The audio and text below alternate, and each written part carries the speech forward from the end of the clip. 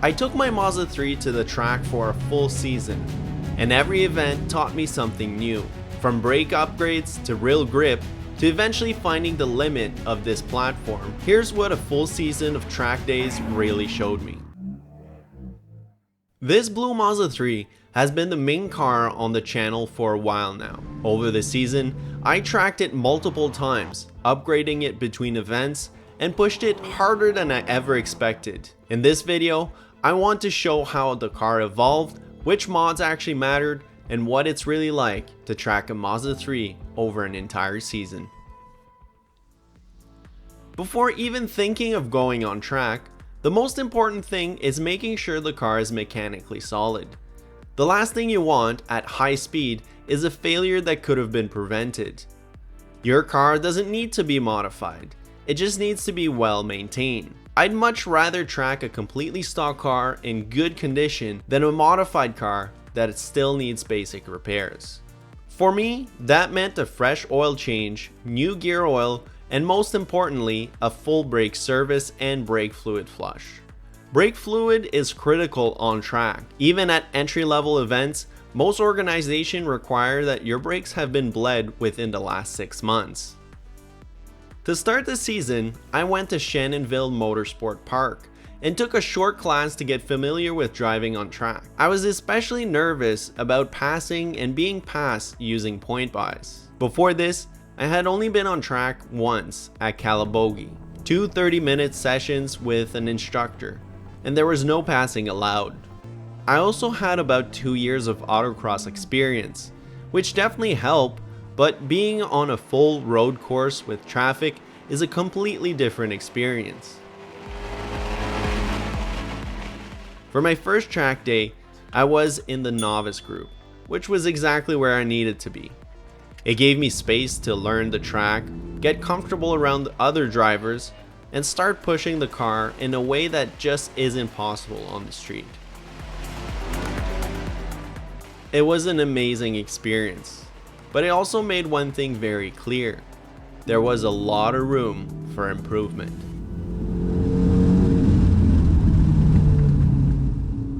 Right before my first event, I noticed my Michelin Pilot Sport 4S were cracked. I couldn't get replacement in time, so I ran the event with the tires off my daily, but I already knew tires would be my next major upgrade. Before my second track day, I picked up a set of Nankang NS2Rs. I originally ordered Hankook RS4s, but due to back orders, I ended up with the Nankangs. And honestly, I was extremely impressed. Over the season, it became obvious just how important tires really are. They affect acceleration, braking, lateral grip, and most importantly, feedback. Tires tell you what the car is doing and when you're approaching the limit. There's a saying about the 80-20 rule, and in track driving, it's absolutely true. Around 80 to 90% of performance gains come from tire alone. Not coilovers, not an exhaust, not weight reduction. Even on a completely stock car, tires are the single most important upgrade you can make.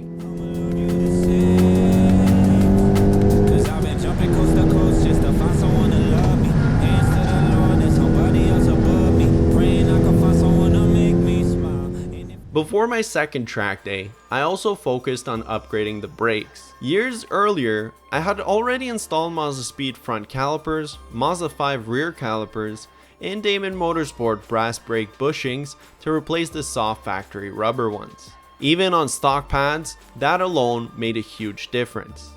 For this season though, I wanted more braking force. I wanted a stronger initial bite and better overall braking performance. I installed EBC yellow stuff pads all around and StopTech stainless steel braided brake lines. The improvement was immediate. Pedal feel was firmer, the initial bite was noticeably stronger, and overall braking performance felt more predictable, which gave me a lot more confidence going into corners. Up to that point, I thought the car was the limiting factor. I was wrong. With the stock pads, I noticed brake fade after repeated heavy braking. With the EBC pads and braided lines, brake fade wasn't an issue anymore at my skill level.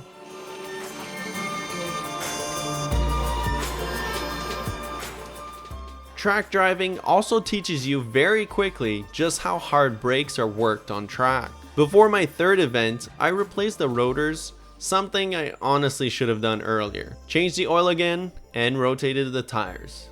Once again, maintenance matters. So last time I changed my brake pads all around with EBC yellows. Definitely worth it, especially with the stainless steel brake lines. But I should have definitely changed my rotors. Probably the pads are glazed and these rotors got quite hot.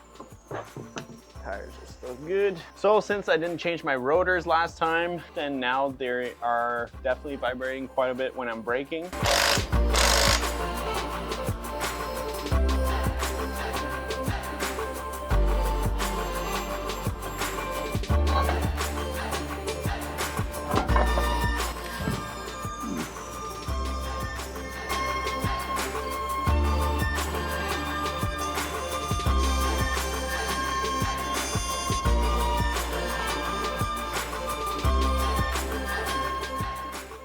After 2 full events at Shannonville, I felt comfortable enough to move from the novice group to intermediate, where I stayed for the rest of the season.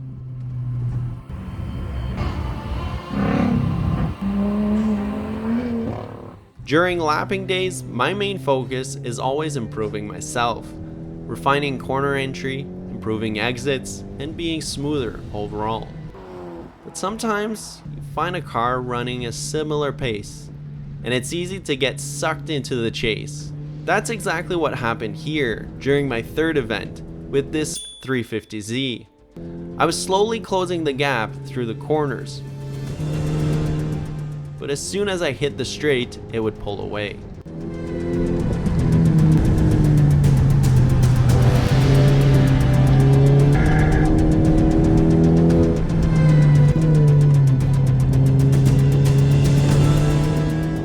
Eventually, coming out of one corner, I misshift and lost all my momentum. Still, moments like this are all part of what makes track days so fun. Chasing cars with more than twice the power and seeing how far driving and setup can take you. Track driving puts a huge amount of stress on a car. No matter how reliable the platform is, things will wear out or break. I'm running a 32mm rear sway bar, and before my second track day, I installed new sway bar brackets. Unfortunately, they barely lasted 2 events.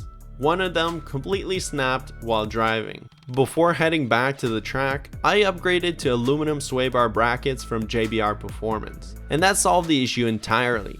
The rear end felt tighter, turn end sharpened up, and the car felt more consistent. Some parts just aren't designed for repeated track abuse, and that's something you only really learn by doing. Later in the season, I signed up for an afternoon event at Calabogi Motorsport Park.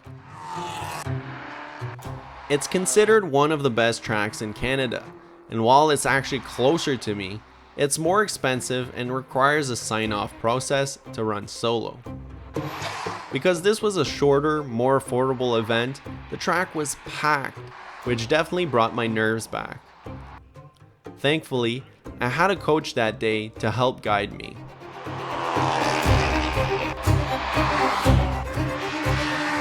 Calabogi feels completely different from Shannonville.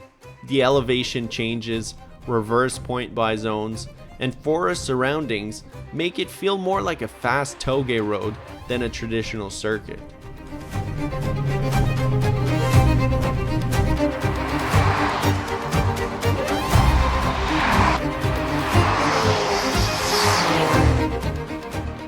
By my second session, I started finding a rhythm.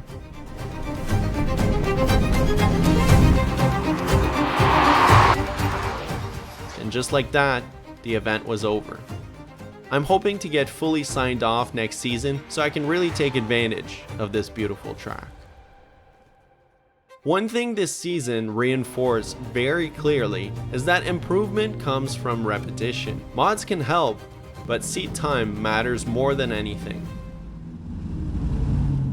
Track days are therapeutic in a way.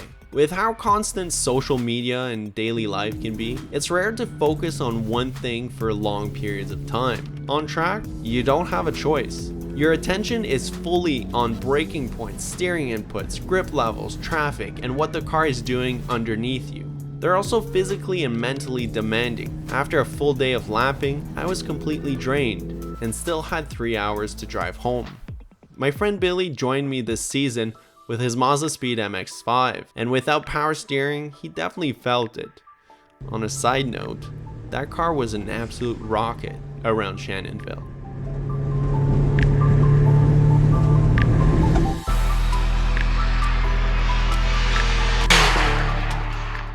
One of the best parts of lapping days is the people there. Shannonville runs 20-minute sessions for advanced, intermediate, and then novice drivers, which leaves plenty of downtime between runs. That usually ends up being spent checking cars, cooling down, and talking with people from completely different backgrounds. Young, old, stock cars, fully built cars, everyone's there for the same reason. Hearing how people got into motorsport and how they built their cars is one of the coolest part of the experience.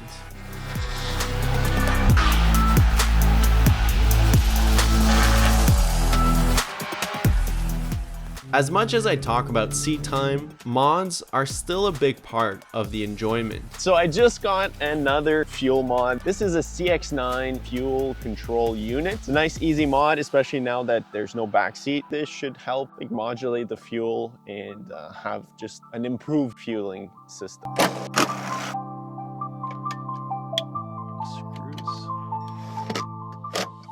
On a tight track like Shannonville, upgrades like the CX-5 transmission, a proper tune, and a rear sway bar made the Mazda 3 much more enjoyable to drive. I do wish I started recording lap times earlier in the season to see my progress, but by the end, my fastest lap was 2 minute 10, with consistent laps in the 2 minutes 12 to 14 range.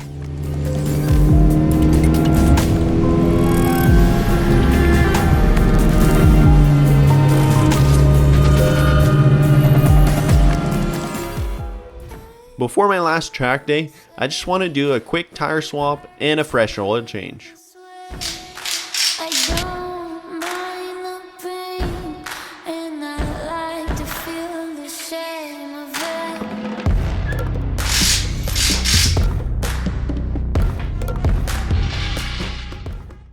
Looking at the oil, I'm actually quite surprised with the AMSOIL racing oil. It's not as dark as I thought it would be, so quite impressed with the Dominator. Definitely would use it again. I'd be curious to try the Valvoline. I think it's the VR1 1030. Maybe in next season I might try that out.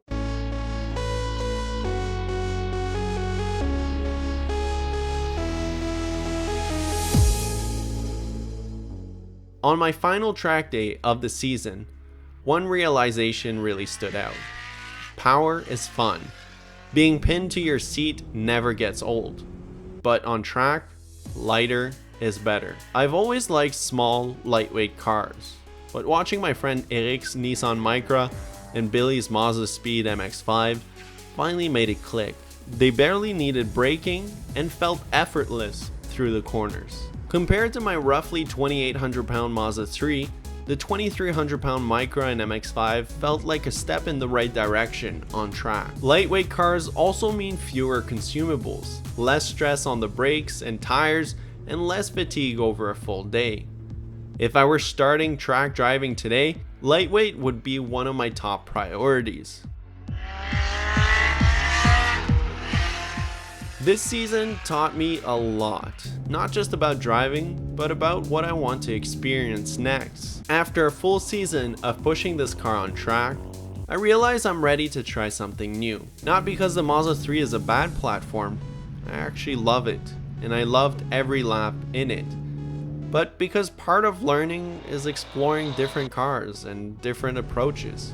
So after an amazing season, there's some bittersweet news. I sold my Mazda 3. It wasn't easy, but it felt like the right time.